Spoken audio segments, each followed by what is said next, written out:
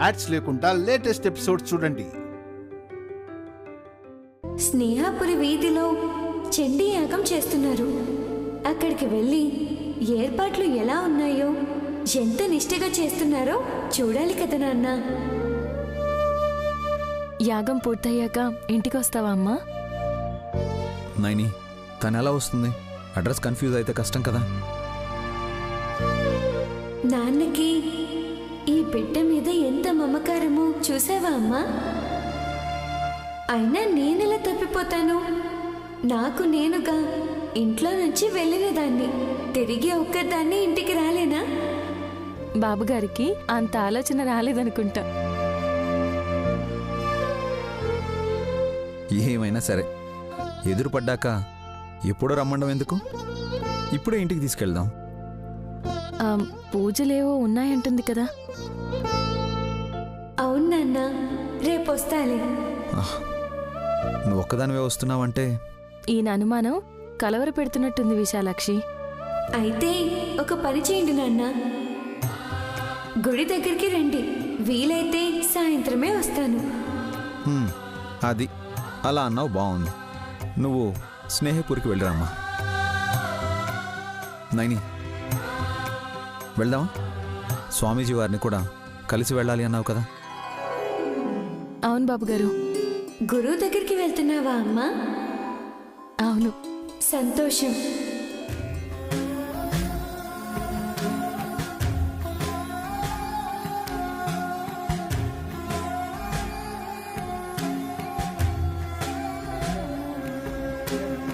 బ్రహ్మరాంబిక మెళ్ళో వేసిన దండలోనిది. ఈ నిమ్మకాయ తీసుకో అమ్మా.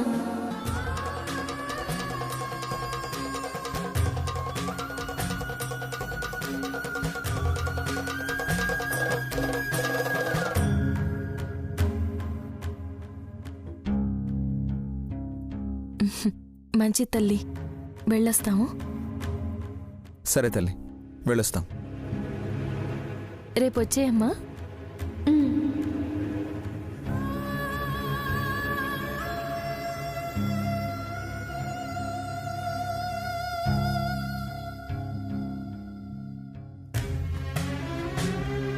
నీకిచ్చిన నిమ్మకాయ నిన్ను దిగ్భ్రాంతికి గురి చేస్తుందమ్మా.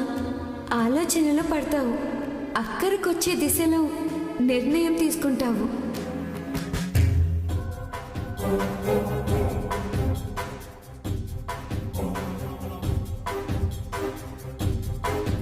బావగారు, గాయత్రం దత్తత తీసుకోని చెప్పి శాస్త్రి గారికి ఇచ్చేస్తున్నారండి.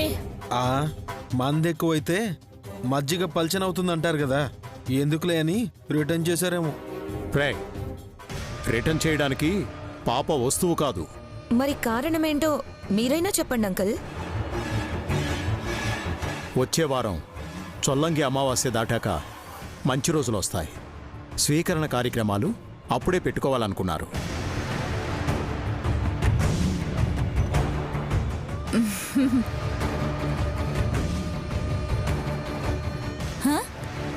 చొల్లంగి అంటే మా ఆయన మొహం ముల్లంగిలా పెట్టారు, అర్థం కాలేదనుకుంటా. హాసిని, నీకు తెలిసినట్టు బిల్డప్ ఇవ్వకు. ఐ నో అత్తయ్య. సముద్రంలో కలిసిపోయే ముందు గోదావరి 7 శాఖలుగా విడిపోయింది.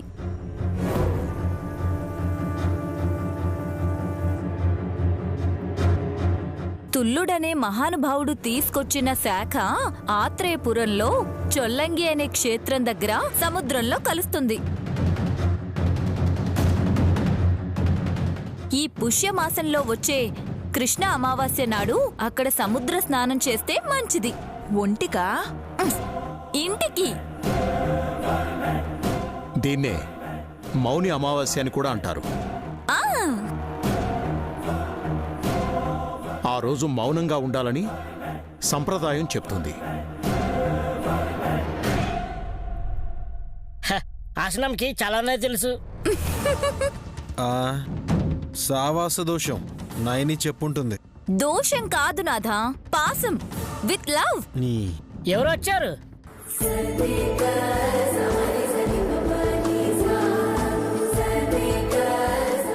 ఎవరో అంటారేంటండి, నైని వాళ్ళమ్మ. ఓహో, నమస్కారం అయ్యగారు. నమస్కారం అమ్మా. అంతా కులాసాయేనా? శంకరశాస్త్రి గారు బాగున్నారా? విశాలక్షమ్మ వారి దయతో కాలం వెళ్ళదీస్తున్నాం అయ్యగారు, పర్వాలేదు. ఏ సుమ్మి, మీ అమ్మ వచ్చింది. విక్కీ, మీ అత్తగారు వచ్చింది. హాల్లోకి రండి. ఇంతకు ముందు నేను చూడలేదు కదమ్మా. చెల్లికి ఎవరో అన్నాను, ఏమనుకోకు. అయ్యో, నేనెందుకు అనుకుంటాను? ఈ హాఫ్ మ్యాన్ ఎవరో కాదు పిన్ని, మా దురద పిన్ని మొగుడు. అలాగా? ఆ, అమ్మా సుమనా, బాగున్నావా అమ్మా? చెప్ప పెట్టకుండా వచ్చావేంటమ్మా?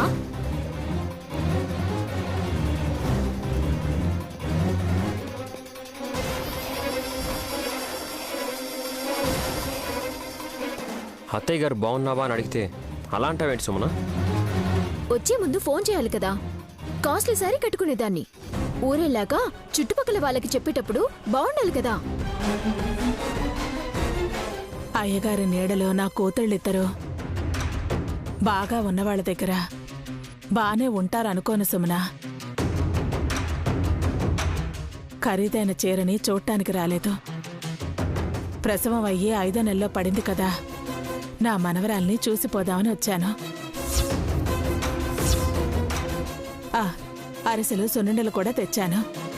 ఏదో నా ఆనందం. ఏ మనవరాలు?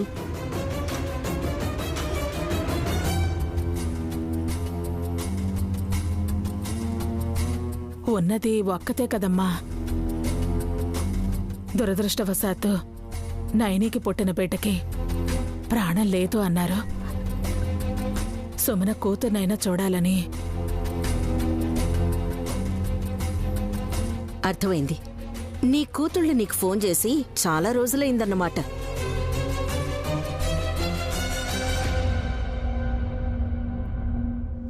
నెలలే గడిచాయి. సంసారం అన్నాక 1,00,000 సమస్యలుంటాయి. తీరికైనప్పుడు చేస్తారనుకున్నాను. వాళ్ళు చేయలేదు. క్యాలెండర్ మారినా ఫోన్ కాల్ రాలేదేంటా అని మీరే చూడ్డానికి వచ్చారు. అవునా?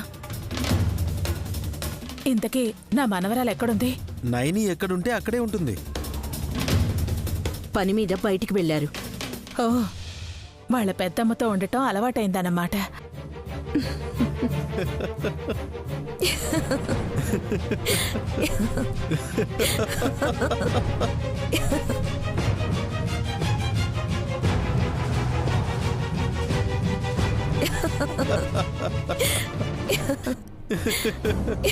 ఇక నవ్వింది చాలు. తెరిచిన నోళ్లలోకి అరిసెలు సున్నుండలు కుక్కేగలరు. హాసిని, అందరి నోళ్లు తీపి చేయాలన్న ఈవిడకి చేదు వార్తలు తెలియవు పాపం. ఏమైంది? కంగారు పడకండి.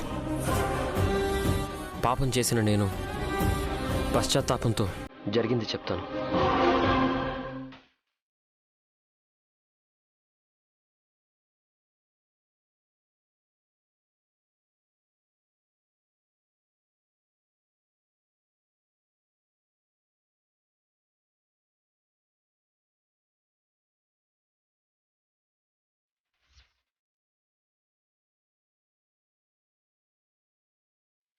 మార్చి చెప్పింది, బిడ్డను మార్చింది మీ చిన్న కొడుకు విక్రాంత్ బాబు.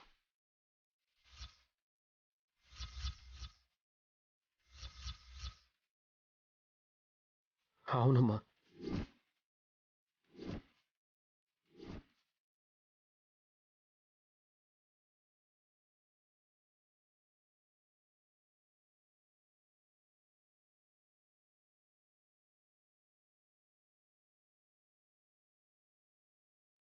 ఆంటీ కళ్ళల్లో కన్నీళ్లు గిర్రున తిరుగుతున్నాయి. ఆనంద బాష్పాలేమో.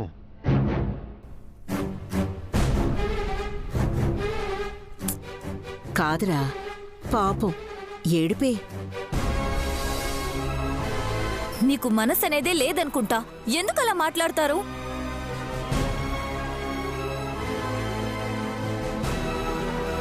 సుమనా, ఏంటే ఇదంతా? ఇంత జరిగినా నాకు చెప్పాలనిపించలేదా? ఏముందమ్మా చెప్పుకోవడానికి? పిల్లలేరు, మీ అల్లుడు గర్భసంచిని కూడా తీయించేశాడు. సుమన, అలా చేయకపోతే నీ ప్రాణాలకి ప్రమాదం అన్నారు కదమ్మా. అనేవాళ్ళు చాలా అంటారు మావి గారు, వినేవాళ్ళు ఉండాలి వాళ్ళకి. జరిగింది దురదృష్టం అనుకోరు శ్యామలమ్మ. జరగబోయేదాన్ని ఏమంటావో నువ్వే చెప్పాలి. ఏంటది? మీ ఆయన పోయాక మీ మావయ్య శంకర శాస్త్రి గారి దగ్గరే నువ్వు ఒక బిడ్డలా ఉండి నీ ఇద్దరి కూతుళ్ళని పెంచి పెద్ద చేసుకున్నావు. కాని సుమ్మి నీకు రివర్స్లా ఉంది.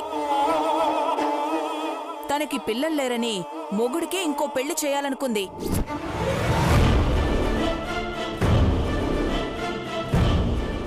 అలా చేస్తే వారసులు వస్తారు. దాంతో ఆస్తి ఎక్కడికి పోదని సుమనమ్మ ఆశ, ఆలోచన.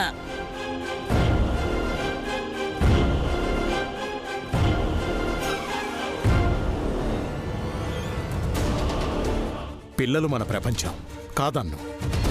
కానీ ఆస్తుల కోసం పుస్తెల్ని ఇబ్బంది పెట్టుకోరాదు. జీవితంలో చూడాల్సినవన్నీ చూసేశారు కదా, మీరు అలాగే మాట్లాడతారు. సుమనా, అయ్యగారితో గౌరవం లేకుండా అలా మాట్లాడతావేంటి?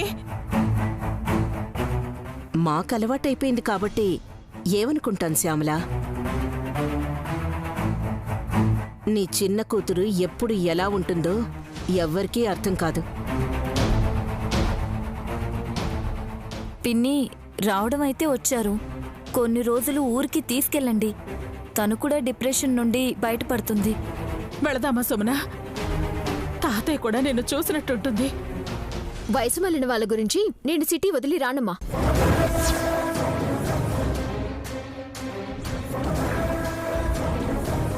నీ సొంత తాతయ్యని కూడా చూడవా? ఆయన అమ్మవారిలో ఐక్యమైపోవాలని ఎదురు చూస్తున్నారులేండి. అర్జెంటుగా వెళ్ళి చూడాల్సిన అవసరమేం లేదు. ప్రాణం పోతే కబురు పెడతారు. అప్పుడు వీలుంటే ఒక పూట అలా వెళ్ళి ఇలా వచ్చేస్తాను. హే,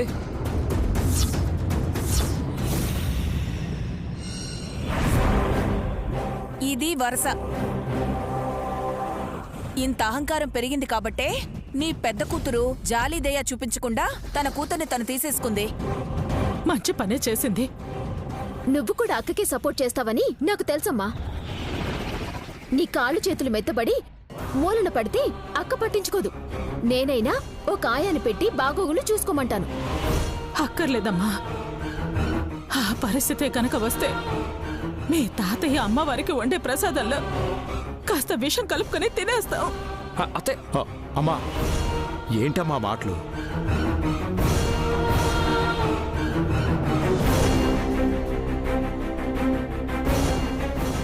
ఇంతలా ఇది మారిపోయి ఇది మాట్లాడే మాటలు మా మావయ్య గారు వింటే రేపటి రోజు కోసం ఎదురు కూడా చూడరయ్య గారు. ఈ పిల్లని పెంచి పెద్ద చేసింది నేనేనా అన్న అనుమానంతో కళ్ళు కూడా మోస్తారు.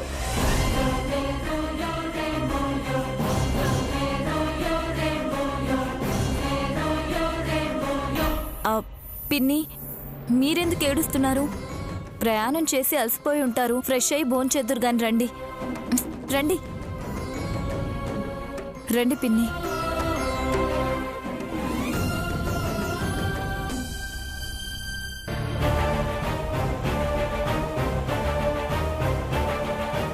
సుమనా, అరిసెలు తిను. ఆయిల్ ఫుడ్ మానేసానత్తయ్య. కన్నతల్లి తీసుకొచ్చిందని కూడా కేర్ చేయట్లేదు. ఈ బొమ్మ అమ్మనే లెక్క చేయడం లేదు. దాని గురించి ఏం చెప్తారులేండి.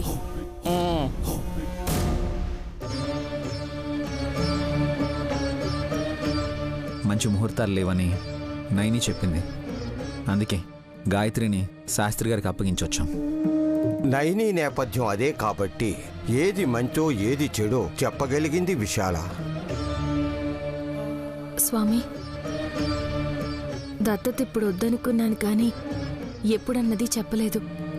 ఆ ముహూర్తం మీరే నిర్ణయించాలి. దివ్యమైన ముహూర్తం రానే వస్తుంది నైని.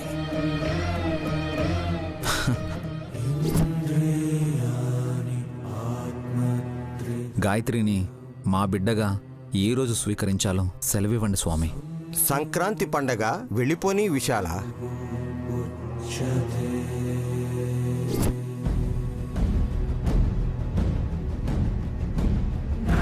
తదుపరి మౌని అమావాస్య వస్తుంది. అది గడిచిన మరుసటి రోజు మాఘమాసం మొదలవుతుంది.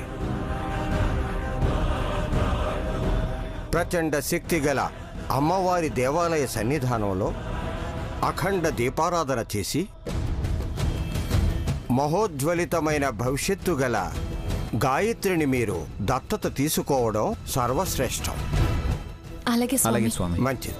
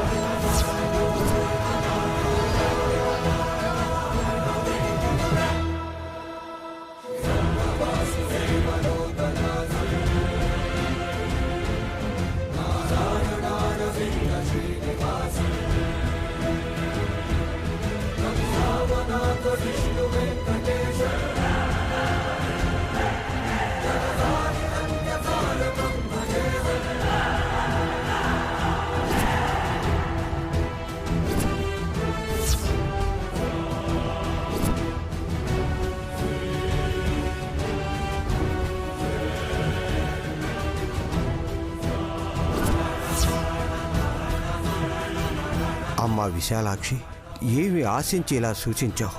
జీవం కుడిచేయి పనిచేస్తుందని నైని పసిగట్టేస్తుంది కదా. వీళ్ళు ఈడనే ఉన్నారని తెలియదు. కుడి చేత్తో నిమ్మకాయ తీసుకుంటే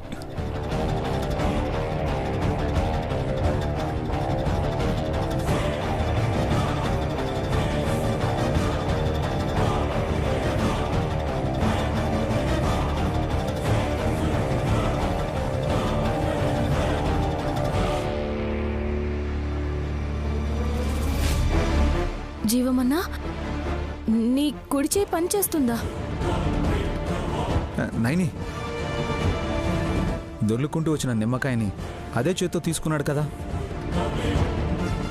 నిజం చెప్పమంటే ఏం చెప్పాలి? నేను చేస్తానా ఏంది? అమోఘం, అద్భుతం.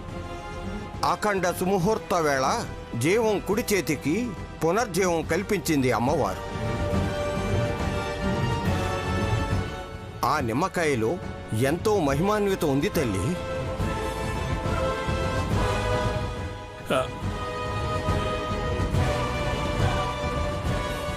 మాట రాకపోయినా జీవానికి చెయ్యైనా పనిచేస్తుంది అంటే ఆ విశాలక్షమ్మ వారు కాస్త కనికరించారనే. అంటే చేతిలో చలనం వచ్చింది కానీ మాట రావడం లేదా జీవమన్నా?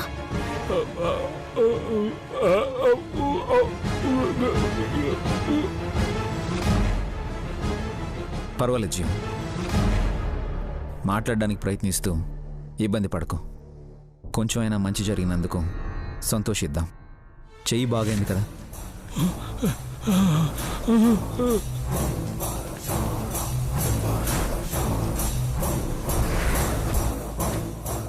స్వామి, ఇదంతా శ్రీశైలం భ్రవరాంబిక అమ్మవారి మహిమ. పాప విశాలాక్షి ఈ నిమ్మకాయనిచ్చింది. అదే ఇప్పుడు జీవమన్నకి నయం చేసింది. నన్ను కలిసిపోదామని వచ్చిన నీకు భగవంతుని దయ కలిగింది జీవం.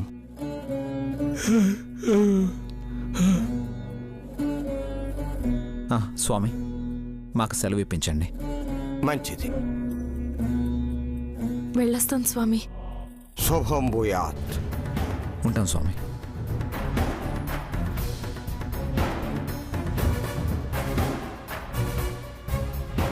ఎంత పని చేశావు జీవం. నన్ను క్షమించండి స్వామి, అలా నేను చూడలే.